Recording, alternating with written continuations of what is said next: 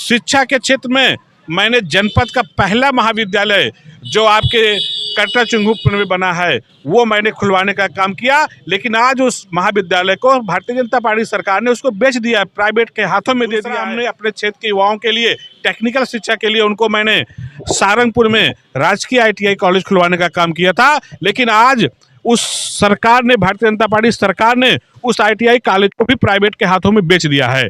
जहां सरकारी फीस 1200 रुपये साल में लगती, आज वहां पे हमारे इस क्षेत्र के बच्चों को 26,000 सालाना फीस देने का काम कर रहा है, क्योंकि ये सरकार ने उसे प्राइवेट हाथों में दे दिया। ऐसे हमने जनता पार्टी से पूरे प्रदेश की जनता त्रस्त है। आज आप उठा के देख लीजिए कि आज तहसील, ब्लॉक, थाना, ये सब भ्रष्टाचार का अड्डा बन चुका है। आप कहीं इस तरह से चोरी आज पूरे इस प्रदेश में बढ़ी हुई है, इतनी चोरी कभी नहीं होती है। ये भारतीय जनता पार्टी की सरकार, यहाँ के जनप्रतिनिधि एकदम निरंकुश हो गए हैं। और मैं दावे के साथ कहता हूँ कि चाहे कोई विधायक हो भारतीय जनता पार्टी का, चाहे कोई सांसद हो या मंत्री हो, कोई अधिकारी नहीं सुनता है।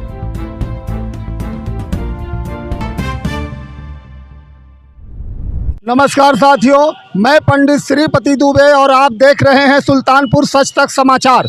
बने रहें हमारे साथ, क्योंकि हम दिखाते हैं सच तक, सच से समझौता नहीं। इस वक्त हम मौजूद हैं सुल्तानपुर जिला मुख्यालय से तकरीबन 40 किलोमीटर दूर पांडे बाबा बाजार में, और यहाँ उपस्थित हूँ सपा के कैंप में, जहाँ पर पूर्व विधायक अरुण वर्मा जी पिछले 3-4 दिनों से लगातार जनता की सेवा में तत्पर हैं। आइए आप सबको इनसे मिलवाते हैं और जानते हैं इनके बारे में और इस कैंप के बारे में क्या विशेषताएं हैं। नमस्कार सर। नमस्कार। नमस्कार। आप बताएं सर, इसके बारे में जो कैंप आप यहाँ लगाए हैं, किस प्रकार से इसकी देखरेख हो रही है, कैसा चल रहा है? देखिए, ये समाजवादी पार्टी की तरफ से हम लोग पिछले 15 सालों से इसी स्थान पे पांडे बाबा के ऐतिहासिक मेले में हम लोग का कैंप लगता है। हम लोग कैंप यहाँ बैठे रहते हैं, किसी को कोई समस्या ना हो। उसके बाद हम लोग जो श्रद्धालु आते हैं यहाँ पे, उनके पीने के लिए पानी की व्यवस्था हम लोग किए रहते हैं। और डेली हजारों लोग यहाँ पे आते हैं, पानी पीते हैं, और हम लोग से मुलाकात भी होती है। क्योंकि ये इस विधानसभा ही नहीं, पूरे जनपद सुल्तानपुर का ये बहुत ही ऐतिहासिक मेला है, जहाँ पे जनपद सुल्तानपुर के ही नहीं बल्कि अगल बगल के लोग यहाँ पे आते हैं, दर्शन करते हैं पांडे बाबा जी का, आशीर्वाद लेते हैं। ये ऐतिहासिक मेला यहाँ पे होता है। हम लोग लगातार 15 साल से यहाँ पे रहते हैं। टेंट लगता है, पंडाल लगता है, और भी बहुत से पंडाल हमारे यहाँ पे लोग लगाते हैं। लेकिन बहुत से ऐसे भी लोग हैं कि जो दल उनका बदलता रहता है, टेंट का कपड़ा बदलता रहता है। कुछ लोग लगाते हैं, कुछ लोग चुनाव आता तो लगाते हैं। लेकिन हम लोग विगत 2011 से, आप यहाँ मार्केट में किसी से भी पूछ सकते हैं, हम लोगों का न स्थान बदला, न दल बदला, और 15 सालों से हम लोग यहाँ पे कैंप लगा के जो श्रद्धालु आते ना तो जनता की सेवा भाव बदला है, और न तो हम लोग जनता की सेवा भाव बदला। चाहे मैं पद पे रहा हूँ तब भी मैं लगातार यहाँ पे बैठता था, और आज हम लोग नहीं पद पे सत्ता में हैं, उसके बाद भी हम लोग यहाँ पे लोगों की सेवा करने के लिए बैठे हैं। हाँ तो सर, कुछ पर्सनल बातचीत हो जाए। जैसा कि आप स्टडी कंप्लीट करने के साथ साथ राजनीति में आ गए, और सुल्तानपुर में मेरे ख्याल से आप सबसे कम उम्र के विधायक बने, ये बहुत बड़ी जीत थी। तो ये कैसे संभव हुआ कि एक स्टडी कंप्लीट करने के साथ आप राजनीति में कदम रखे, कैसे पहुँचे? इस बारे में जनता जानना चाहती है, आप अपनी जुबानी अपनी कहानी बताएं। देखिए, हम लोग समाजवादी पार्टी में माननीय राष्ट्रीय अध्यक्ष जी के से जुड़े, और 2003-4 से हम लोग उनके साथ जुड़े, और समाजवादी पार्टी यूथ संगठन में हम लोग काम करते रहे। और माननीय राष्ट्रीय अध्यक्ष जी ने हम लोगों पे भरोसा जताया, विश्वास जताया, और उन्होंने 2012 में इस विधानसभा से हमें टिकट दिया।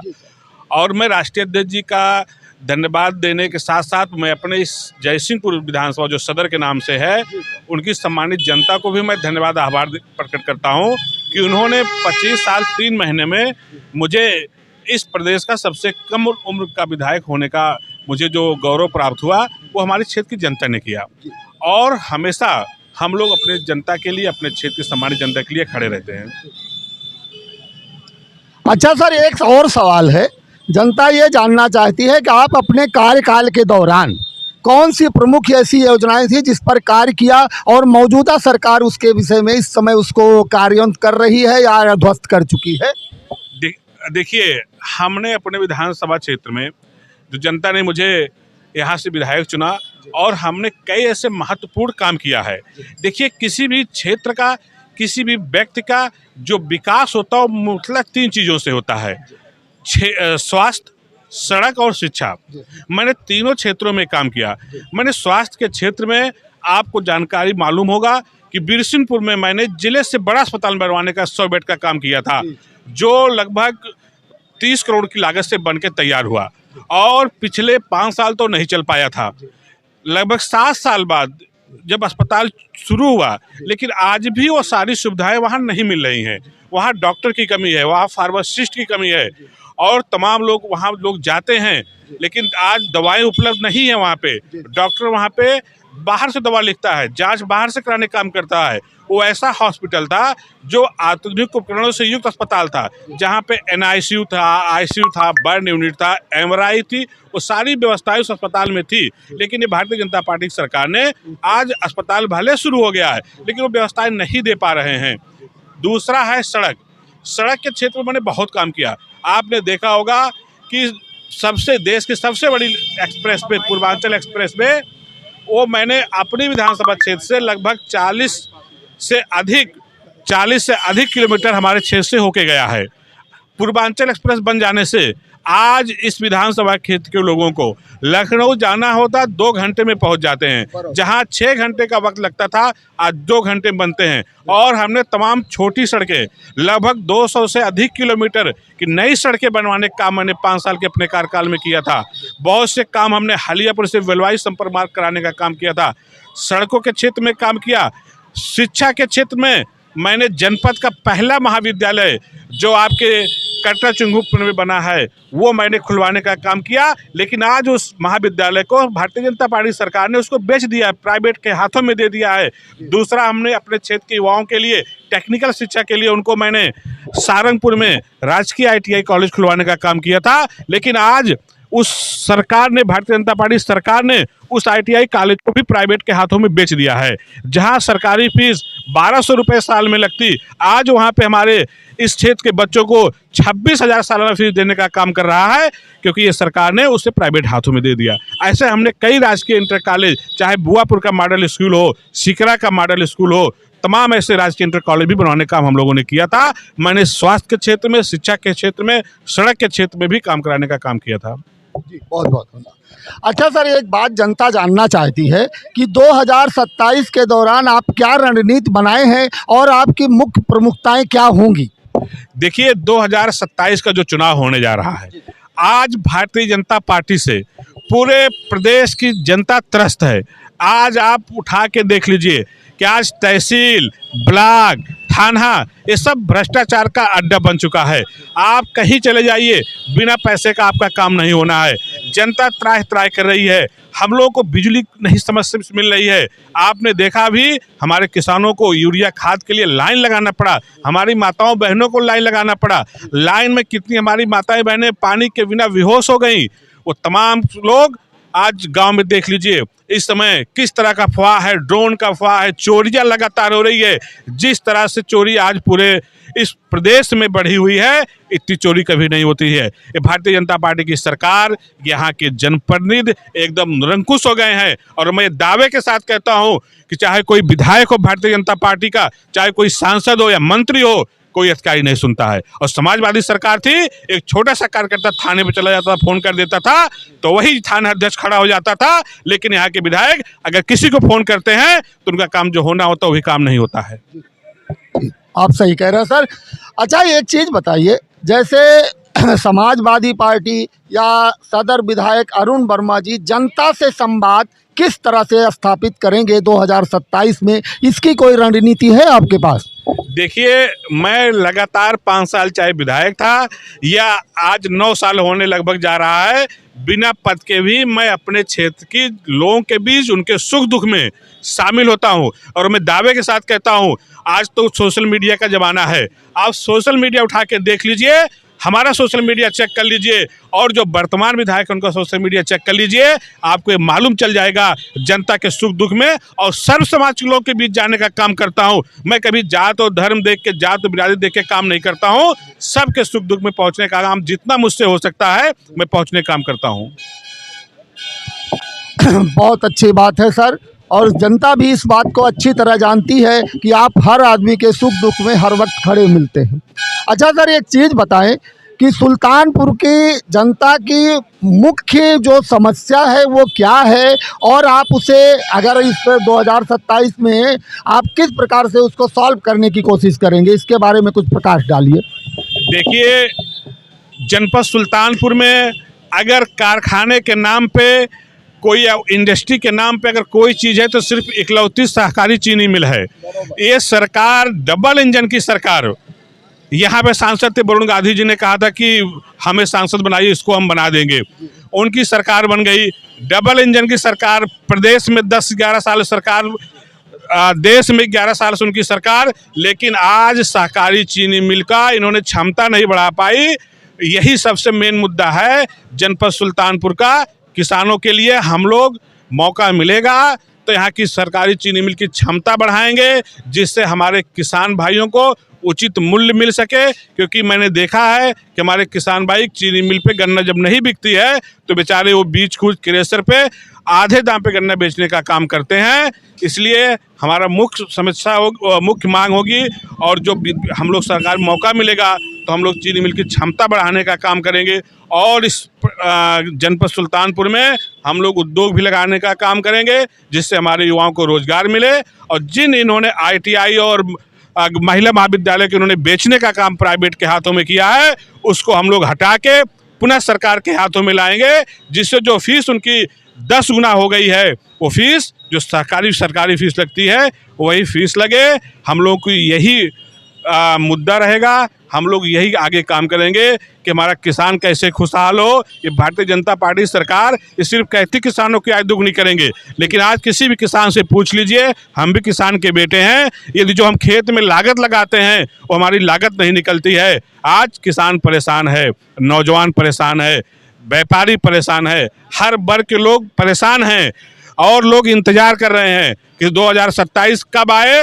और जिस तरह से भारतीय जनता पार्टी ने हमारे किसानों के लिए को खाद लेने के लिए लाइन में खड़ा करके उनको खाद दिलाए, उसी तरह समय आने दीजिए।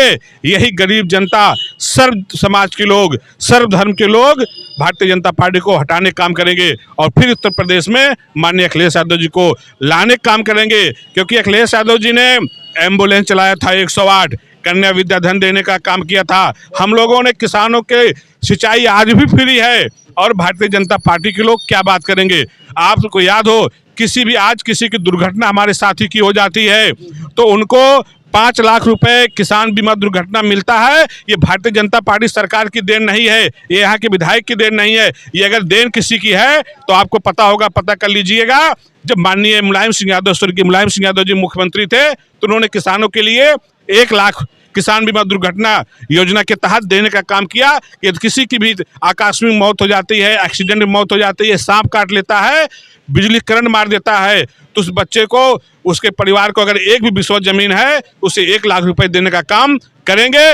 और जब माननीय अखिलेश यादव जिस प्रदेश के मुख्यमंत्री हुए तो उस राशि को बढ़ा के उन्होंने 1 लाख रुपए से 5 लाख रुपया कर दिया किया है। लेकिन आज 9 साल होने जा रहा है, भारतीय जनता पार्टी उसमें 5 पैसे नहीं बढ़ा पाई। तो भारतीय जनता पार्टी किसान विरोधी सरकार है। अगर किसानों के लिए कोई काम करता है, नौजवानों के लिए हम लोग लैपटॉप देने का काम किया, आज भी तमाम हमारे यूथ उस लैपटॉप को लेके काम करते हैं, रोजगार करने का काम कर रहे हैं।